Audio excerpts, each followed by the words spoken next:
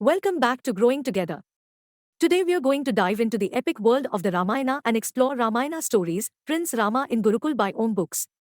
This captivating book takes us on a journey to Rama's early years of learning and growth. This book introduces young readers to Rama's education and training in the ancient system of Gurukul. Let's open up this remarkable book.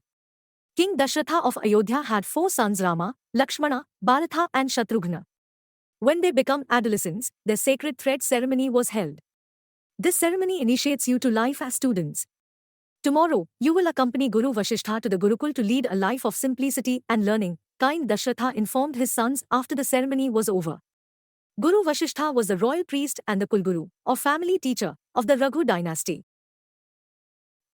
All the boys were handsome and good-natured, but Rama, the eldest, was especially loved in the royal household and throughout the kingdom. That evening, at dinner, Rama's mother Kausalya said to him sadly, "My son, this will be the last meal that we shall have together before you go." "Why, mother?" Rama asked. "You will now go and live with your Guru." Kausalya replied sadly. She was very fond of Rama and could not bear to be separated from him. "Why can't you come with us, mother?" Rama asked innocently. "The Gurukul is the Guru's family. From tomorrow, you are a part of the Guru's family till your education is complete," Kausalya explained. The next day, the 4 princes led by Rama accompanied Guru Vasishtha to the Gurukul. Located on the banks of the holy river Saraswati, the Gurukul had thousands of disciples. The plants and trees bore colorful flowers and fruits, and birds chirped, sang, and flew about merrily. Guru Vasishtha's wife Arundhati, the Gurumata, warmly welcomed Rama and his brothers. She looked after the Gurukul and treated the students like her children. "How does the Gurukul provide so much food for everyone?" Rama asked a student one day. "Lord Indra has gifted Guruji a cow called Nandini. It is blessed with divine powers and gives us all the milk and ghee that we need. So we never have to worry about food." In the Gurukul, the 4 princes slept on the hard floor and ate simple food. They helped out with daily chores and mixed freely with all the disciples. Guru Vasishtha was very happy with his new students, particularly with Rama. All of them are gifted and clever, but Rama possesses a heart full of kindness and humility.